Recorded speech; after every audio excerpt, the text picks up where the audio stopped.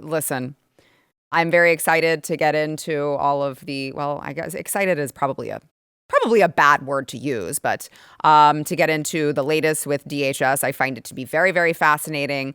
But before we do that, I just want to talk about this, all right? Here on Sara Gonzales Unfiltered, I like to treat my viewers with respect. I respect you. In fact, I highly value you. And I give you exactly what you are expecting, right? You know that I am coming on here to give you my opinion about what is going on in the world. I understand some people may have differing opinions than me, and that's totally fine. But for my show, I don't try to pretend to, I'm a journalist and I'm only giving you unbiased facts. And even though I'm gaslighting you with all of these so-called facts, I'm a journalist. This is straight fact.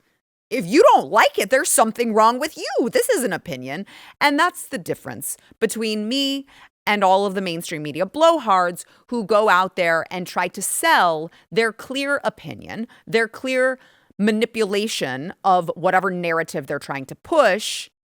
Like, that's what they're trying to sell you, and they're trying to sell it as fact. I'm like, I don't do that. If you like my opinion, cool, watch me. If you don't, that's fine too. Now, when it comes to the culprits here, the usual suspects here, one of the biggest ones is the New York Times. So its sole mission in life is like Orange Man bad. I swear if they have internal documents for like what's the mission, right? Like most companies who take themselves seriously should have some sort of a mission. There should be why are we doing this? What's the point? What's the mission? I think if you opened up the New York Times mission, their internal memo, it's just like Orange Man bad. I'm pretty sure. Like their whole mission is just to spread anti-Trump propaganda.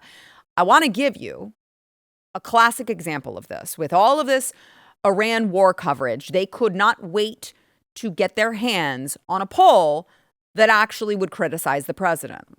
Less than a week into the war with Iran, new polling shows most Americans disapprove of the attacks.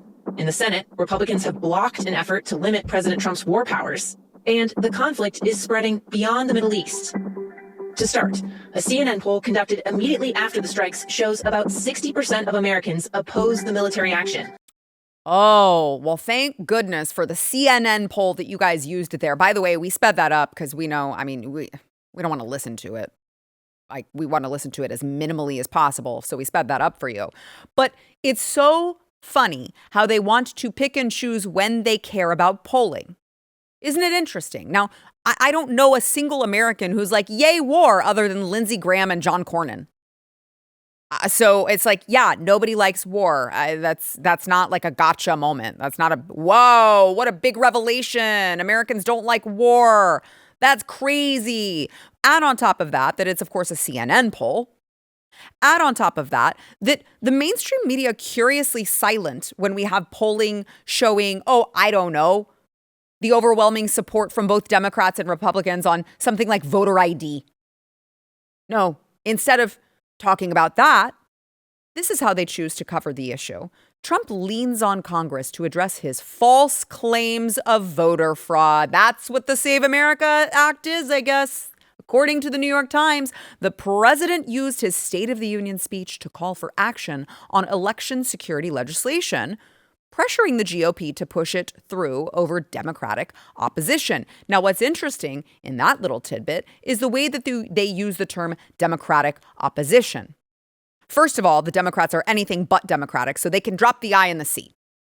There is nothing at all similar, remotely similar to what democracy is supposed to be within the Democrat Party, first of all. Second of all, you notice that they talk about the Democrat opposition. Well, that's just the lawmakers, because over 80% of Republicans and Democrats agree that we should have voter ID. They all agree on the Save America Act that President Trump is asking them to push forward.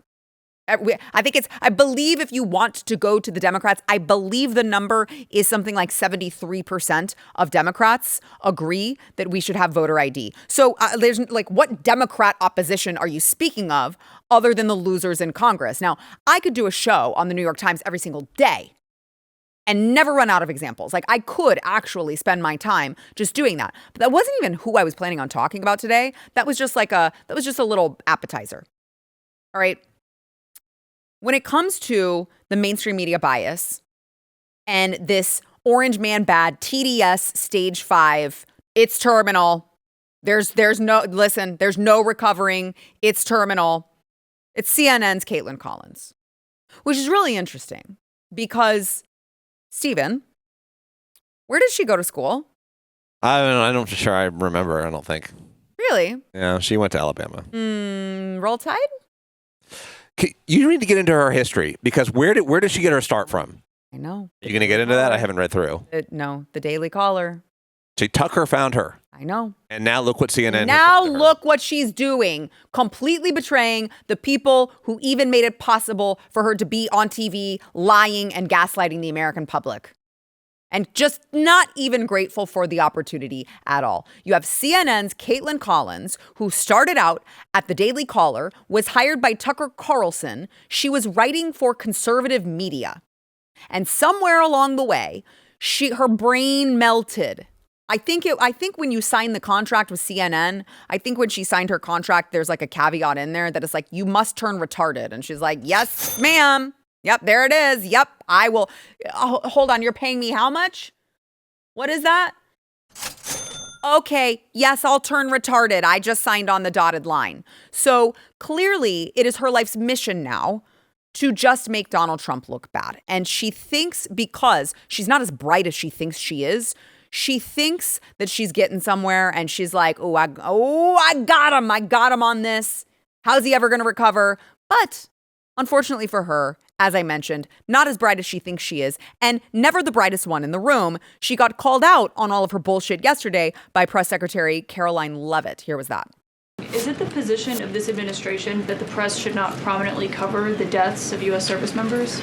No, it's the position of this administration that the press in this room and the press across the country should accurately report on the success of Operation Epic Fury. So we can all be very grateful that we have an administration and that we have men and women in our armed forces who are willing to sacrifice their own lives for the rest of us in this room and for every American across the country and for every troop that is based in the Middle East. That's what these... Hexeth was complaining that it was front page news about these 6 service members who were killed. That's not what the secretary said, Caitlin, and that's not what the secretary meant, and you know it. You know you are being disingenuous. There is not... We've never had a Secretary of Defense who cares more. Drones get through or tragic things happen. It's front page news. I get it. The press only wants to make the president look bad. Yeah, as you know, we cover the deaths of U.S. service members under every president. The press does only want to make the president look bad. That's a fact. Especially you. No, listen to me. Especially you and especially CNN. We expect you to cover that as you should. We expect you to cover that as you should, Caitlin. But you and your network know that you take every single thing this administration says and tries to use it to make the president look bad. That is an objectable fact. I don't think covering troop deaths is trying to make the if you're president trying look to bad. if you're trying to argue right now that CNN's overwhelming coverage is not negative of President Donald Trump, I think the American people would tend to agree, and your ratings would tend to disagree with that as well. There's no disputing that. The American people don't want to hear from CNN because we all know this is, of course, the agenda. This is the playbook. It's the only playbook that they have. I could list a million examples of this, but let me give you this one, okay?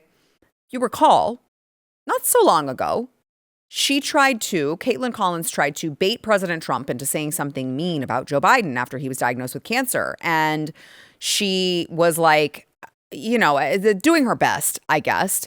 But then she raised some questions about the timeline. Again, she really thinks she's in all of these gotcha moments, I think. She thinks she's the brightest one in the room. Here's that. Do you want to respond to President Biden being diagnosed with cancer? Are you going to call your predecessor? I think it's very sad, actually. I'm surprised that it wasn't, the public wasn't notified a long time ago, because to get to stage 9, that's a long time. I just had my physical. You saw that. You saw the results of that particular test. I think that test is standard to pretty much anybody getting a physical. I think people should try and find out what happened, because I'll tell you, I don't know if it had anything to do with the hospital. Walter Reed is really good. They're some of the best doctors I've ever seen. I don't even know if they were involved, but a doctor was involved in each case. Maybe it was the same doctor, and somebody is not telling the facts. That's a big problem. Now, I should note there is no stage 9 for cancer. There is the Gleason score, which is a scale used to measure prostate cancers for their aggressiveness on a scale of 6 to 10. President Biden's cancer is at a Gleason score of 9, according to the statement his office put out yesterday. Ooh, you got him. As everyone knows, there is no stage 9 when it comes to cancer. Also, he is at 9 on the Gleason scale. Like, obviously, that's what he meant. Okay, obviously, like Joe Biden can't even form coherent sentences. He doesn't know what state he's in. He didn't even know that he was like president of the United States, probably. Actually, he didn't, because he kept calling Kamala. He was like, President Kamala Harris. And really, you're going to nitpick about President Trump saying stage 9 when we all know what he meant? Give me a break. Now, I try not to physical shame, but it's just, it's the smugness for me. It's the smugness for me. Yeah. It's just the smugness for me that really just rubs me the wrong way. She just walks around looking like she just smelled shit. Am I wrong, Steven? Like she just has a constant, like someone farted face. Yeah. It's the eyebrow. It's the eyebrows. It is. It's the eyebrows. And I don't know what that is. I don't know if like she just, you know, how your mom says, like, don't make a face or it's going to stick that way. Maybe that's what happened. I don't know. But it's just the smugness in the face for me. I want to just, let me give you just another example here. Okay. Kaitlan Collins, again, now with JD Vance thinking, I've got him. I'm smarter than him. And I've got him. I've got JD Vance. You can police people for violating the law, and we have seen some of that with some of these protests. Okay, so you agree that people who break in and vandalize a building should be prosecuted? Exactly. Okay, I'm just checking because you did help raise money for people who did so on January 6th, which was, you know, impeding an official proceeding, breaking into a building that they weren't allowed to be in, and vandalizing the Capitol. Well, Kaitlan, I know that this is the obsession of the national media to talk about what happened 2 years ago, 3 years ago on January the 6th. It's not an obsession. I'm just seeing if it's a double standard. No.